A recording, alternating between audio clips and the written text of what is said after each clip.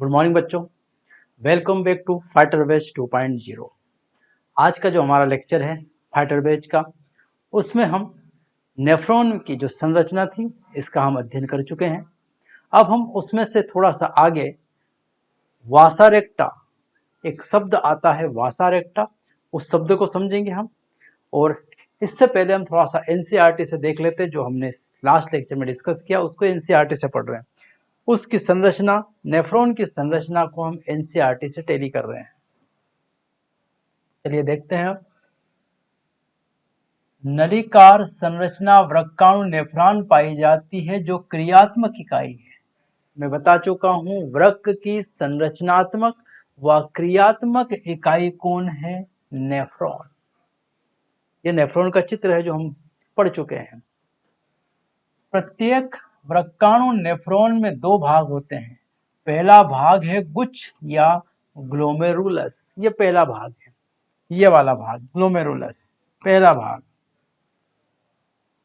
और दूसरा है वृक्क नलिका, ये दूसरा भाग है।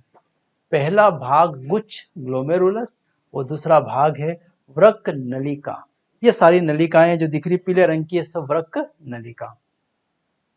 गुच्छ वृक्कीय धमनी की शाखा अभिवाही धमनिकाओं अफरेंट आर्टेरियोल्स से बनी केशिकाओं कैपिलरी का एक गुच्छ है। देखो, इस बोमन संपुट, ये जो प्याले जैसी संरचना है, इसकी तरफ रक्त को लाने वाली धमनी का नाम क्या है? अभिवाही धमनिका, अफरेंट आर्टेरियोल्स अभिवाही धमनिका। और ये पतली पतली शाखाओं में बढ़ गई और उन पतली पतली शाखाओं को कहा है हमने केशिका। क्या नाम दिया है? केशिका। और इस केशिकाओं का जो गुच्छा है उसे ही हमने क्या नाम दिया है? ग्लोमेरुलस है ये, या कोशिका गुच्छ। ग्लोमेरुलस या कोशिका गुच्छ उसको हमने कहा है। ठीक है। इसके बाद रक्त को ले जाने वाली इससे दूर उसे कहा है अपवाही धमनी। ग्लोमेरुलस से रक्त अपवाही धमनिका में द्वारा ले जाया जाता है, इससे इसको ले जाया जाता है। ये संरचना हमने यहाँ देखी किसकी? नेफ्रॉन की। नेफ्रॉन की संरचना को और ध्यान से समझते हैं इससे हम।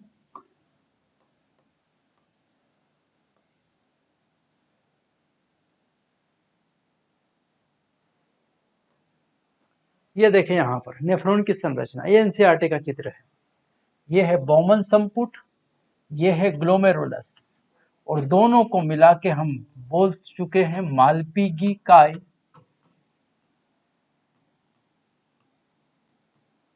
या वृक्क कणिका।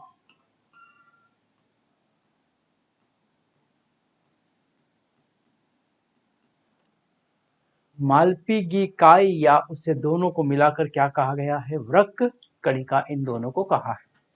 यह रहा बोमन संपुट, प्याले जैसी संरचना, और इससे निकली हुई एक अति कुंडलित संरचना जिसको हम कहते हैं पीसीटी, समीपस्थ संवलित नलिका, प्रोक्सिमल कॉन्वोलेटेड ट्यूब्यूल्स। और इसके बाद ये वाली नीचे, इसको हमने कहा है हेनले पास। आरोही भुजा नीचे वाली, और उठी हुई को क्या कहा है? अवरोही भुजा। जाने वाली, नीचे ले जाने वाली आरोही, डिसेंडिंग लूप ऑफ हेनले, और ऊपर उठने वाली अवरोही भुजा, असेंडिंग लूप ऑफ हेनले। फिर ये जाकर खुलती है किसमें? डीसीटी, दूरस्थ संवलित नलिका में खुलती है ये वाला भाग। और ये सब खुल जाती है किसमें? संग्रह नलिका, कलेक्टिंग डक्ट में खुलती है। ये पूरे नेफ्रॉन की क्या है? संरचना। लेकिन यहां ध्यान से अगर देखें, अपवाही धमनी जो बोमन संपुट ग्लोमेरुलस से रक्त को लाती है, वो फिर शाखाओं में बढ़ गई है। किसमें बटी है? शाखाओं में। और शाखाओं में बट के,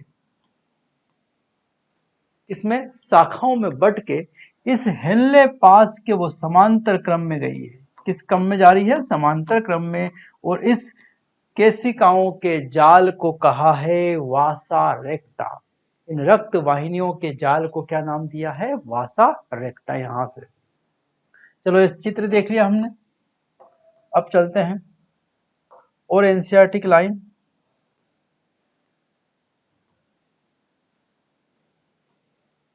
एक एक करके सारे भाग हम फिर देख रहे हैं यहां से एनसीईआरटी से।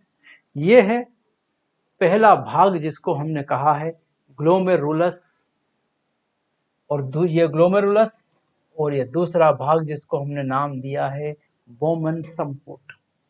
वृक्क नलिका दोहरी झिल्ली युक्त प्याले नुमा, प्याले के समान बोमन संपुट से प्रारंभ होती है। वृक्क नलिका का प्रारंभ है प्याले के समान संरचना बोमन संपुट, दोहरी झिल्ली से, जिसके भीतर गुच्छ होता है। यह गुच्छ होता है इसके भीतर। गुच्छ और बोमन संपुट मिलकर बनाते मालपीगिकाय या वृक्क कणिका, मालपीगिकाय या वृक्क कणिका निर्मित करते हैं। बोमन संपुट से एक अति कुंडलित समीपस्थ संवलित नलिका पीसीटी प्रारंभ होती है। ये पीसीटी प्रारंभ हुई यहां पर। इसके बाद वृक्काणु हेयर पिन के आकार का हेनले लूप पाया जाता है। अभी जो मैंने बताया था हेनले लूप इससे निकला हुआ पतला नीचे तक गया हुआ है, वो उसका शेप कैसा है, आकार, उसका जो आकार है वो हेयर पिन जैसा है। सिर में लगाने वाला, बाल में लगाने वाले पिन जैसा होता है, हेयर पिन जैसा, जो लड़कियां बाल में लगाती है हेयर पिन, उस हेयर पिन के आकार का होता है, जिसे हेनले लूप कहा, जिसमें आरोही और अवरोही भुजा है। नीचे जाने वाली आरोही और ऊपर ले जाने वाली अवरोही भुजा है। आरोही भुजा से एक और अति कुंडलित नलिका दूरस्थ संवलित नलिका डीसीटी प्रारंभ होती है, और उसके बाद ऊपर उठी को डीसीटी हमने कहा है, सब पढ़ लिया अभी हमने। अनेक वृक्काणु की दूरस्थ संवलित नलिकाएं एक सीधी संग्रहक नलिका में खुलती है, कलेक्टिंग डक्ट में खुलती है सब सारे नेफ्रॉन। अनेक संग्रहक नलिकाएं मिलकर चषकों के बीच स्थित मध्यांश से पिरामिड से गुजरती हुई वृक्कीय श्रोणी में खुलती है। वही मैंने बताया कि ये सारी कलेक्टिंग डक्ट मध्यांश पिरामिड से होकर रीनल पेपिला से निकलकर जाती है केलिक्स में, और सारे केलिक्स मिलते हैं रीनल पेल्विस में, और रीनल पेल्विस खुल जाता है मूत्र वाहिनी में। ये यहां पर लिखा है जो हम पढ़ चुके हैं। और आगे चलें इसमें।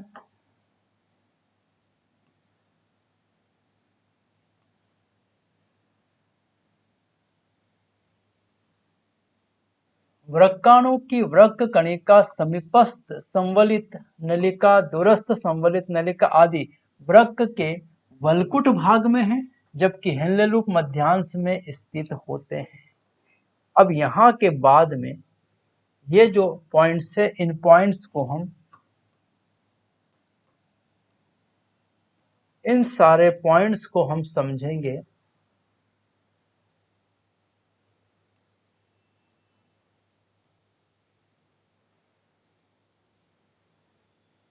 इन पॉइंट्स को पहले मैं समझाता हूं, क्योंकि अभी ये पॉइंट हमने पढ़े नहीं है। फिर इनको हम एनसीईआरटी से फॉलो करेंगे, और उसके बाद देखेंगे मूत्र का निर्माण, मूत्र का निर्माण कैसे होता है वो समझेंगे। चलो अब हम चलते हैं यहां से आगे। तो पहला जो पॉइंट आता है हमारा, पहला है यहां पर ग्लोमेरुलस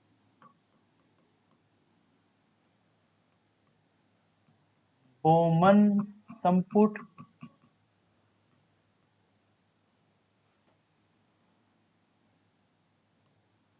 पीसीटी व डीसीटी, ये सब के सब किस भाग में है, वल्कुट।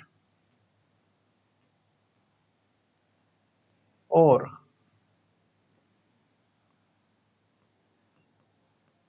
हेनले पास जो है वो है मध्यांश, इसमें है मध्यांश में। तो समझ लेते हैं यहां पर, ये हमने लाइन खींच दी, ये ऊपर वाला भाग है वल्कुट, तो नीचे वाला भाग है मध्यांश। तो अगर हम नेफ्रॉन की बात करें तो नेफ्रॉन में यह है बोमन संपुट, यह है डीसीटी, पीसीटी सॉरी, यह है लेलू,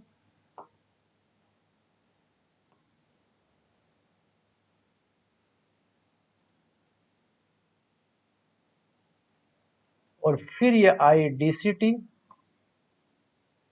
और ये रही संग्रह नलिका।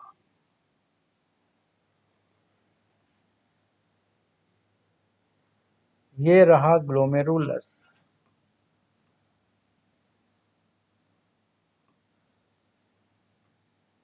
तो यहां देखें हम, ये रहा बोमन संपुट, पीसीटी, डीसीटी और बोमन संपुट, ग्लोमेरुलस, ये सब किस भाग में उपस्थित है?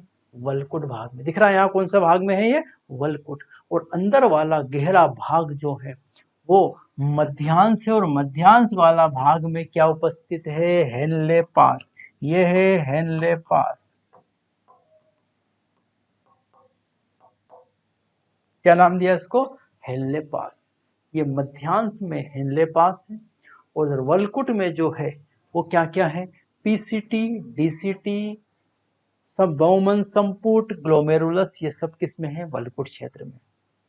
ठीक है यहाँ पर। अब आगे देखते हैं हम, नेफ्रॉन जो है वो पुनः दो प्रकार के होते हैं। नेफ्रॉन का वर्गीकरण देखते हैं हम।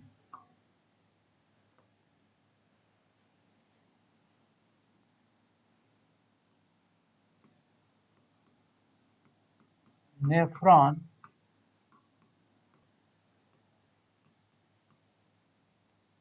पहला है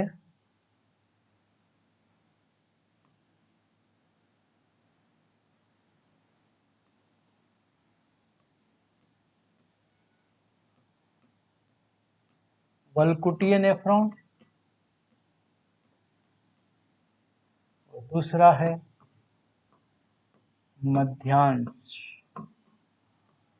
नेफ्रॉन। कॉर्टिकल नेफ्रॉन और मेडुलरी नेफ्रॉन, ये 85% है, और ये 15%।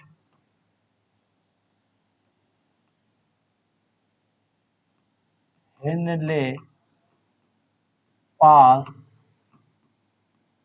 छोटा, हेनले पास लंबा, मध्यांश में धसा हुआ, गहरा धसा हुआ।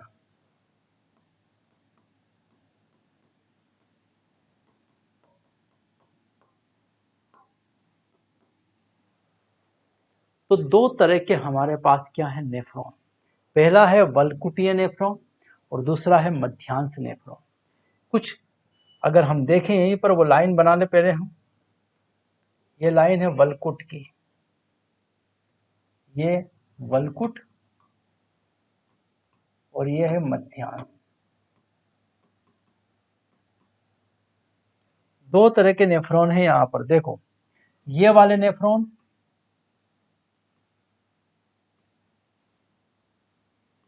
ये हेनले लूप,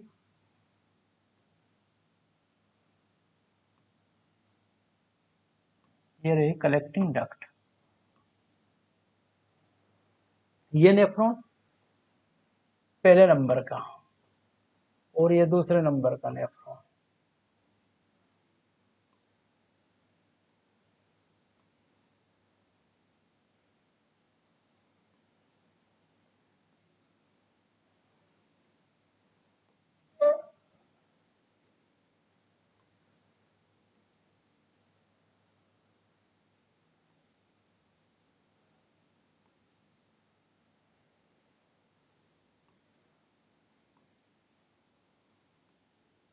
ये रही कलेक्टिंग डक्ट।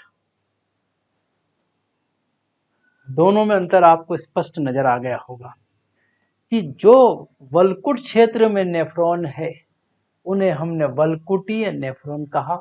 सर्वाधिक है ये 85%, और इनमें हेनले पास जो है वो छोटा पाया जाता, मध्यांश में ज्यादा गहराई में नहीं जाता। लेकिन मध्यांश नेफ्रॉन है 15%, लेकिन इनका हेनले पास इस मध्यांश में गहराई तक जाता है, लंबा होता है और कहाँ जाएगा, गहराई तक। तो ये है हमारा मध्यांश नेफ्रॉन और वो वल्कुटीय नेफ्रॉन है। ये दो प्रकार के क्या होते हैं, नेफ्रॉन हमारे किडनी या वृक्क में। 85% वल्कुटीय नेफ्रॉन और 15% क्या होता है, मध्यांश नेफ्रॉन होते हैं। ये दो प्रकार के नेफ्रॉन हो गए। अब अगला जो हमारा टॉपिक है वो है मूत्र निर्माण। लेकिन इसको पहले हम जो हमने अभी पढ़ा इसको एक बार एनसीईआरटी से टैली कर लें, इसके बाद चलेंगे मूत्र निर्माण की तरफ।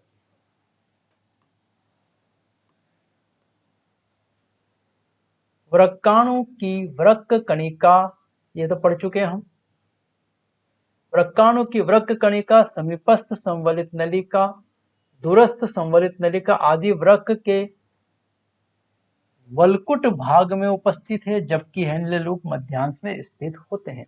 अभी अभी हमने देखा है क्या क्या, वृक्क की वृक्क कणिका मतलब ग्लोमेरुलस और संपुट दोनों आ गए, पीसीटी, डीसीटी, ओ ये सब कहाँ है, वल्कुट में, और हेनले लूप कहाँ है, मध्यांश में। अधिकांश वृक्काणु के हेनले लूप बहुत छोटे होते हैं और मध्यांश में बहुत कम धसे रहते हैं। इन्हें वृक्काणुओं को वल्कुटीय वृक्क कहा जाता है। पहला वृक्क कौन सा है, वल्कुटीय वृक्क। मध्यांश में बहुत कम धसे होते हैं हेनले लूप।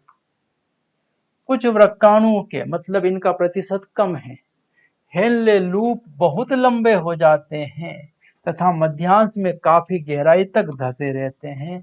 इन्हें कहा है मध्यांश वृक्काणु, जक्स्टा मेडुलरी नेफ्रॉन। यह दूसरे नंबर का नेफ्रॉन कहा कहते हैं। गुच्छ से निकलने वाली अपवाही धमनिका, कहां से निकलती है, गुच्छ से निकलने वाली अपवाही धमनिका वृक्कीय नलिका के चारों ओर सूक्ष्म केशिकाओं का जाल बनाती है। अपवाही धमनिका जो कहां से निकल रही है, बोमन संपुट से या ग्लोमेरुलस से, वो वृक्कीय नलिका के चारों ओर सूक्ष्म केशिकाओं का जाल बनाती, केशिकाओं का जाल बन जाता, भी देखा था हमने, जिसे परिनलिका केशिका जाल कहते हैं। परिनलिका केशिका जाल कहा जाता है। पेरिट्यूबुलर कैपिलरी नेट कहा गया उसको। इस जाल से निकलने वाली एक एक सूक्ष्म वाहिका हेनले लूप के समांतर चलते हुए, किस में चल रही है, समांतर क्रम में चल रही है हेनले लूप के, और यू आकार की संरचना वासा रेक्टा बनाती है। क्या बनाती है, वासा रेक्टा। देख लेते हैं वासा रेक्टा को फिर से एक बार। ये रहा यहां पर वासा रेक्टा का चित्र। ये जो है ये है परिनली का केशिका का जाल। परिनलिका केशिका जाल, ये देखो अपवाही धमनी निकली और यही धमनिका और यही पतली पतली जाल में बन रही, जिसे क्या कहा है, परिनलिका केशिका जाल। और इसी से समांतर क्रम में पतली केशिकाएं यू आकार में जा रही, देखो इनका आकार कैसा हो रहा है, यू आकार, ये यू आकार में गई हुई। इसे हम नाम देते हैं वासा रेक्टा। क्या नाम दिया इसको, वासा रेक्टा। इसे कहा है वासा रेक्टा, यू आकार का नाम क्या दे दिया है, वासा रेक्टा। बस ये यहां पॉइंट में है।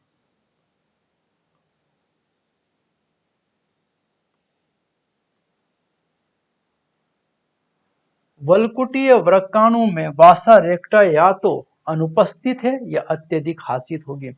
वल्कुटीय वृक्काणु में, वल्कुटीय वृक्काणु में वासा रेक्टा या तो अनुपस्थित है या तो अनुपस्थित है या अत्यधिक हासित होगी। क्यों?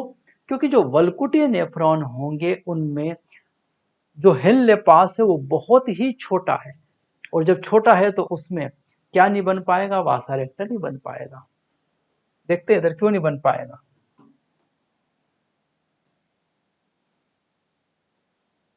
देखो यहां पर इसमें कैसे वासा रेक्टा बन पाएगी, क्योंकि इसका हेनले पास बहुत छोटा है। यहाँ पर इसका हेनले पास बहुत लंबा है, इसलिए इसके आसपास क्या बन पाएगी, वासा रेक्टा। तो ये वल्कुटीय नेफ्रॉन में वासा रेक्टा का आकार छोटा है, मतलब वासा रेक्टा या तो छोटी होगी या हासित होगी, ना के बराबर। लेकिन इधर देखें तो वासा रेक्टा इसके चारों तरफ फैली होगी और वो विकसित होगी यहाँ पर। तो चलो ये हमने अभी देख लिया नेफ्रॉन की संरचना। अब अगला जो हमारा टॉपिक है वो है मूत्र निर्माण।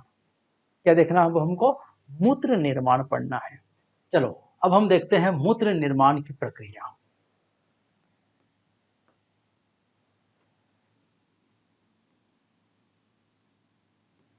मूत्र निर्माण, यूरिन फॉर्मेशन।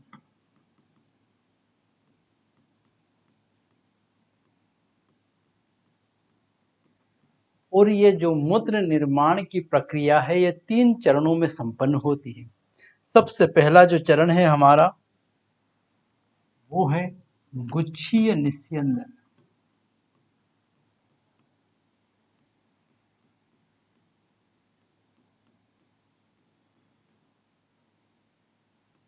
Glomerular filtration.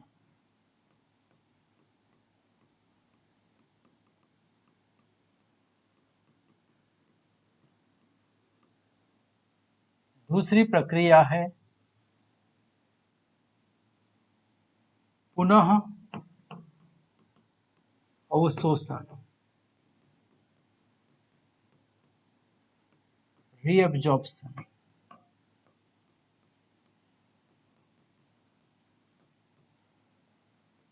तीसरा चरण है स्त्रावण, ट्यूबुलर सिक्रीशन।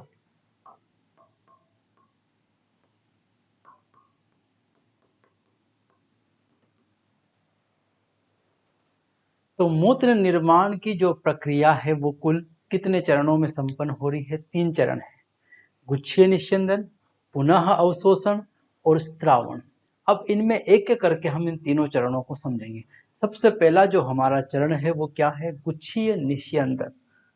अगले पेज पर रहते हैं गुच्छीय निस्यंदन।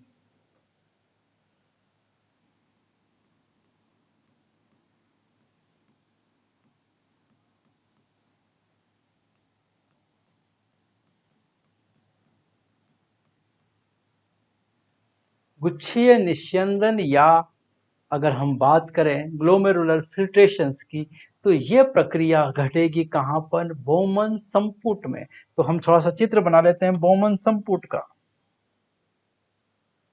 ये रहा हमारा बोमन संपुट।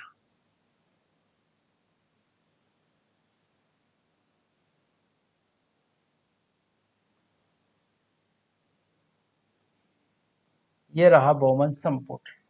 ये बोमन संपुट की बाह्य परत और ये बोमन संपुट की आंतरिक परत।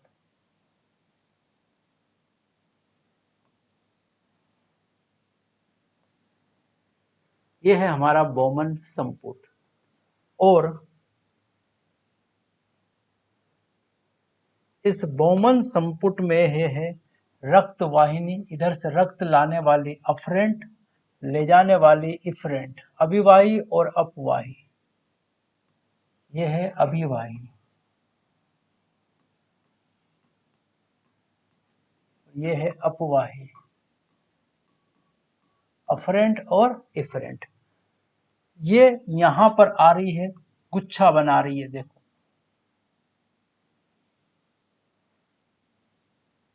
रक्त वाहिनी का क्या बना रही है, गुच्छा। पतली पतली रक्त वाहिनियां हैं यहां पर, इस तरह से। ये पतली पतली क्या है, रक्त वाहिनियां। इस तरह से पतली पतली क्या है, रक्त वाहिनियां। इनमें बह रहा है रक्त। देखो ये रहा रक्त बहने वाला,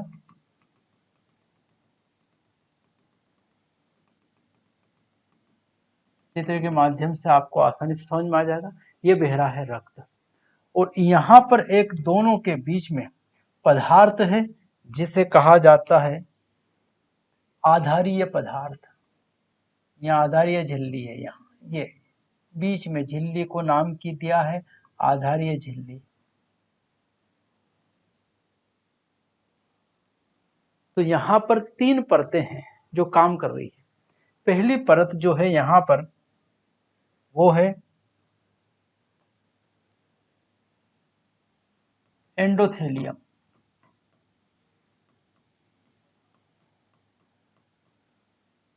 पहली परत एंडोथेलियम वो है रक्त वाहिनी की, दूसरी परत है आधारीय झिल्ली, ये दूसरी परत। और तीसरी परत है सल की उपकला,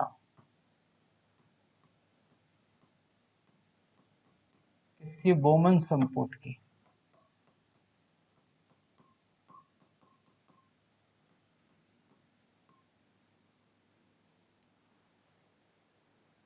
पहली, दूसरी और ये तीसरी, 3 झिल्लियां यहां पर क्या कर रही है काम। पहली झिल्ली जो है हमारी है, यहां बना लेते हैं एक चित्र। ये पहली झिल्ली है हमारी, कौन सी, एंडोथेलियम रक्त वाहिनी की, केशिका की। दूसरी हमारी झिल्ली है ये सफेद वाली जो सल की उपकला ऊतक की है यहाँ पर। और तीसरी जो झिल्ली है हमारी वो कौन सी है, आधारीय झिल्ली, ये रही तीसरी। ये 3 झिल्लियां जो परत बनाती है, इस परत से पदार्थ कहाँ आएंगे, इस परत से ये जो रक्त है ये रक्त छन कर कहाँ आने वाला है, नीचे। यहाँ छन कर ये वाला पदार्थ छन कर यहाँ आएगा और यहाँ लगे होते हैं इसकी आंतरिक परत पर पोडोसाइट्स कोशिकाएं। ये है पोडोसाइट्स कोशिकाएं, ये लगी अंदर की तरफ पोडोसाइट्स कोशिकाएं। और इन पोडोसाइट्स कोशिकाओं से यहाँ अंदर की परत और बना दूं मैं, पोडोसाइट कोशिकाएं, ये अंदर की परत पोडोसाइट कोशिकाओं की।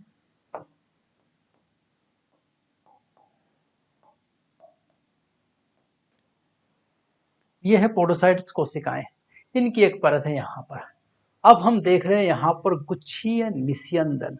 गुच्छीय निस्यंदन में होगा क्या वो समझते हैं। सबसे पहले हमको ये जो रक्त बह रहा है ये वाला है रक्त। इस रक्त की जो प्लाज्मा है उस प्लाज्मा पूरी की पूरी आ जाएगी यहाँ पर। रक्त प्लाज्मा कहाँ आ जाएगी, इस कप जैसी संरचना जिसको हमने नाम दिया है बोमन संपुट। क्या नाम दिया है, बोमन संपुट में। ये वाला कहलाता है ग्लोमेरुलस, गुच्छीय, गुच्छ या ग्लोमेरुलस। और इस ग्लोमेरुलस में क्या बढ़ाना है, दाब। दाब बढ़ेगा तो उस दाब के कारण यहाँ के जो रक्त है वो रक्त का प्लाज्मा छन कर आ जाएगा कहाँ पर, एक कप जैसी संरचना जिसको क्या नाम दिया है, बोमन संपुट। इसमें आ जाएगा बोमन संपुट। लेकिन ये अपने आप घटने वाली घटना नहीं है, इसके लिए चाहिए दाब। क्या चाहिए, दाब। और दाब की बात करें तो वो पृष्ठीय क्षेत्रफल के क्या है, व्युत क्रमानुपाती। अगर आप क्षेत्रफल घटाओगे तो दाब क्या हो जाएगा, बढ़ जाएगा। दोनों में कैसा रिश्ता है, उल्टा रिश्ता। इसलिए एक तरफ अभिवाही धमनी की ये क्रॉस सेक्शन एरिया चौड़ा है, इसका क्रॉस सेक्शन एरिया क्या रखा है, सकरा। इधर चौड़ा इधर सकरा, इससे ये एरिया में क्या आएगा, परिवर्तन। और जैसे ही एरिया में परिवर्तन आएगा दाब में भी क्या आएगा, परिवर्तन। इधर प्रेशर जो होगा, वो जो दाब होगा वो दाब क्या रहेगा, कम, क्योंकि एरिया क्या है, ज्यादा, तो दाब कम। इधर एरिया कम है तो दाब इसमें क्या रहेगा, ज्यादा। इधर दाब क्या है, कम। इस दाब में अंतर के कारण एक फोर्स यहां आएगा इस ग्लोमेरुलस की केशिका पर, और उस केशिका से ये जो रक्त है, इस रक्त का प्लाज्मा यहां से छनना शुरू हो जाएगा। कितनी झिल्लियों को पार करेगा? 3। पहली झिल्ली एंडोथीलियम, किसकी है ये? केशिका की, एंडोथीलियम पहली झिल्ली। दूसरी आधारीय झिल्ली, ये वाली ग्रीन कलर की बीच में लगाई रखी हमने। और तीसरी है सल की उपकला बोमन संपुट की। बोमन संपुट में जैसा कि मैंने बताया कितनी झिल्लियां हैं? कुल 2 झिल्लियां। बाहर की तरफ सल की उपकलाओं तक और अंदर की तरफ लगी हुई है पोडोसाइट्स कोशिकाएं, ये लगी यहां पर। पोडोसाइट कोशिका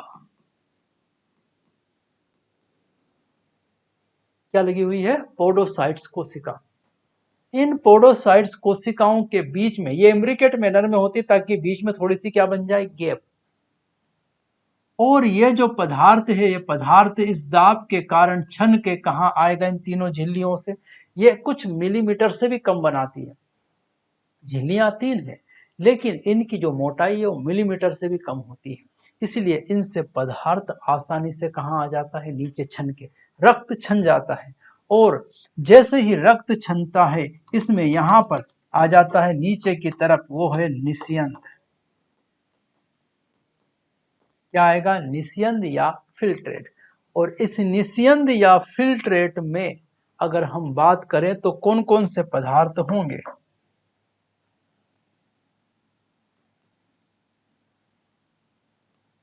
निस्यंद में पदार्थ होंगे यूरिया, जल, अमीनो अम्ल,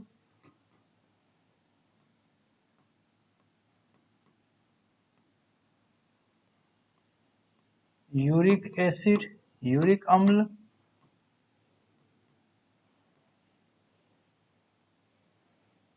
क्रिएटिनिन, ग्लूकोज और आयन, सोडियम, पोटेशियम, Cl-।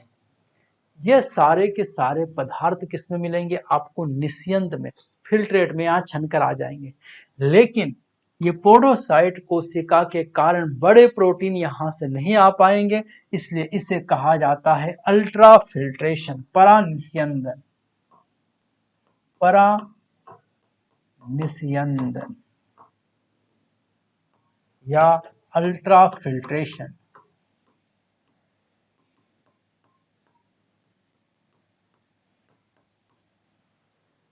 परानिस्यंदन या क्या नाम दिया है? Ultra filtration. क्यों कहा अल्ट्रा फिल्ट्रेशन? क्योंकि यहाँ पर जो पोडोसाइट्स कोशिकाएं हैं ये बड़े प्रोटीन को अटका लेगी, वो बड़े प्रोटीन्स यहाँ से नहीं निकल पाएंगे, वो बड़े प्रोटीन यहीं अटक जाएंगे। ये मान लो बड़े प्रोटीन से, ये बड़े प्रोटीन्स यहाँ जाकर अटक जाएंगे, ये इधर अटक गए, ये अब ये बड़े प्रोटीन्स यहाँ से नहीं निकल पाएंगे, ये अटक गए इधर। तो ये बड़े प्रोटीन किससे नहीं निकल पाएंगे? पोडोसाइट्स कोशिका से। तो निस्यंद की बात करें तो एक फार्मूला बन जाता है निस्यंद का। फार्मूला जो बनेगा वही बनेगा निस्यंद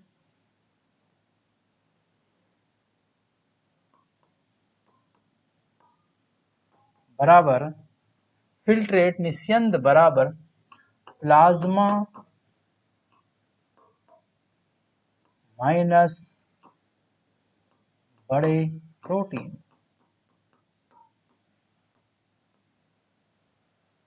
प्लाज्मा में से बड़े प्रोटीन केवल माइनस कर दो तो क्या बन जाता है? निस्यंद। तो निस्यंद और प्लाज्मा में केवल अंतर किसका होगा? बड़े प्रोटीन्स का यहाँ पर अंतर होगा। तो इस तरह दाब के कारण, ये दाब जो लगा यहाँ पर ग्लोमेरुलस में, इसे कहा जाता है ग्लोमेरुलर फिल्ट्रेशन दर। क्या नाम किया है? बोला है ग्लोमेरुलर फिल्ट्रेशन दर। क्या है यह दर? तो निस्यंदन प्रति मिनट, निस्यंद प्रति मिनट जो निर्माण हो रहा है उसी को हम कहते हैं ग्लोमेरुलस निस्यंदन दर। क्या नाम दिया उसको? ग्लोमेरुलर निस्यंदन दर।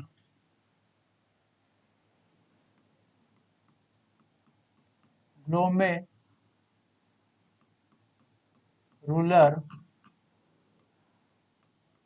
निस्यंदन दर, ग्लोमेरुलर फिल्ट्रेशन रेट। क्या है ये? निस्यंद का निर्माण प्रति मिनट, एक मिनट में निस्यंदन का कितना निर्माण हुआ है उसी की दर को, इस दर को क्या काम नाम दिया है? ग्लोमेरुलर निस्यंदन दर। निस्यंदन का निर्माण प्रति मिनट कितना हुआ है। और अगर इसकी मात्रा हम देखें तो 125 ml प्रति मिनट और 180 लीटर पर डे।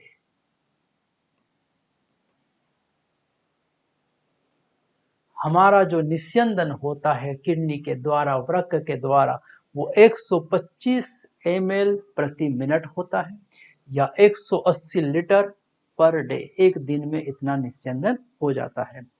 और अगर हम बात करें कि हमारा जो वृक्क है वो वृक्क कितना निस्यंदन करता है रक्त का, तो रक्त का 1100 ml से लगाकर 1200 ml रक्त प्रति मिनट क्या कर देता है? फिल्ट्रेट, निस्यंद कर देता है। कितने रक्त का? ये रक्त है, कितना ml रक्त का? 1100 से 1200 ml रक्त प्रति मिनट क्या कर देता है? निस्यंद कर देता है। कौन निस्यंदन कर देगा इसका निस्यंदन कर देगा वृक्क, इतने। और ये कुल हृदय से आने वाले रक्त का 1/5 भाग है। जितना एक बार में रक्त पंप किया जाता है शरीर में एक हद चक्र के दौरान, उसका कितना 1/5 भाग ये प्रति मिनट, एक मिनट में क्या कर देता है? फिल्ट्रेट कर देता है, निस्यंदित कर देता है, छान देता है। छन्नी जैसा काम करेगा। कौन? बोमन संपुट और ग्लोमेरुलस, ये छन्नी जैसा काम करते हैं और रक्त को क्या कर देते हैं? छान देते हैं।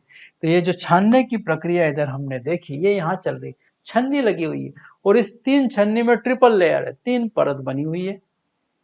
पहली परत एंडोथीलियम केशिका की, दूसरी परत आधारीय झिल्ली, और जो तीसरी परत है वो किसकी है? सल की उपकला ऊतक बोमन संपुट की। और बोमन संपुट में परानिषेचन हो रहा है क्योंकि यहाँ पर लगे हुए हैं क्या? पोडोसाइट्स कोशिका। और इन पोडोसाइट्स कोशिका के कारण बड़े प्रोटीन इनसे छन नहीं सकते, इसलिए इसे कहा जाता है परानिषेचन। किस किस का निस्यंदन होगा? तो निस्यंद जो पदार्थ आने वाले हैं वो यूरिया, जल, अमीनो अम्ल, यूरिक अम्ल, ग्लूकोज और आयन में सोडियम, पोटेशियम, क्लोरीन, सॉल्ट्स, ऐसे पदार्थ यहाँ पर छनकर आएंगे, इधर आएंगे ये।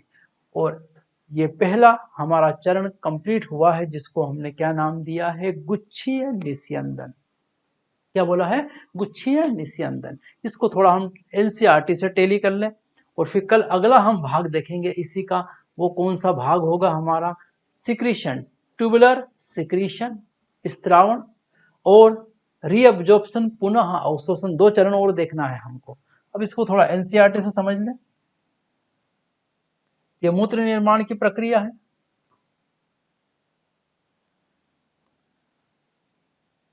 तीन मुख्य प्रक्रियाएं सम्मिलित है: गुच्छीय निस्यंदन, पुनः अवशोषण और स्त्रावण। मूत्र निर्माण के प्रथम चरण, ये पहला चरण है हमारा, केशिका गुच्छ द्वारा रक्त का निस्यंदन होता है जिससे गुच्छीय निस्यंदन कहा। पहली प्रक्रिया जो है उसमें गुच्छीय निस्यंदन जो अभी हमने पढ़ा है। वृक्क प्रति मिनट औसतन 1100 से 1200 ml रक्त का निस्यंदन किया जाता है। एक मिनट में बताया 1100 से 1200 ml रक्त का क्या कर देता है, निस्यंदन, छान देता है। हृदय द्वारा एक मिनट में निकाले गए रक्त के 1/5वें भाग के बराबर होता है। 1/5 भाग जो हृदय जो जितना भी रक्त क्या कर रहा है, निकाल रहा है उससे, उसके 1/5 भाग को ये फिल्ट्रेट कर रहा है प्रति मिनट। कौन? मूत्र का फिल्ट्रेशन कौन कर रहा है? तो ये जो फिल्ट्रेशन कर रहा है ये काम कर रहा है वृक्क या किडनी।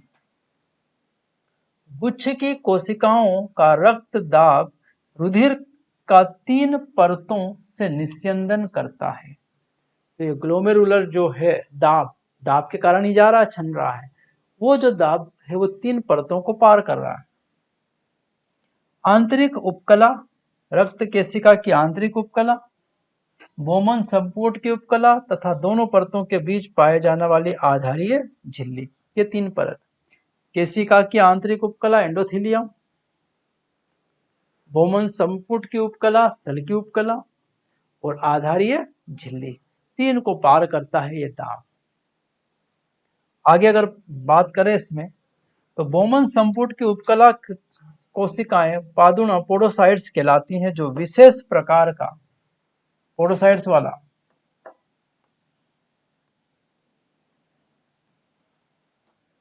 जो विशेष प्रकार का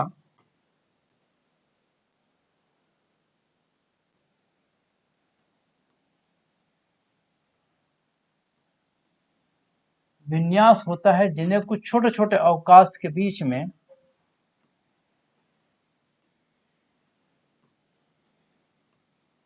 रह जाते हैं। इन्हें हम निस्यंद खांच या खांच छिद्र, स्लिट पोर कहते हैं। मैंने बताया था पोडोसाइट्स के बीच में कुछ छिद्र रह जाते हैं और इन झिल्लियों से रुधिर इतनी अच्छी तरह छनता है कि जिससे रुधिर के प्लाज्मा की प्रोटीन को छोड़कर प्लाज्मा का शेष भाग छन कर संपुट की गुहा में इकट्ठा हो जाता है।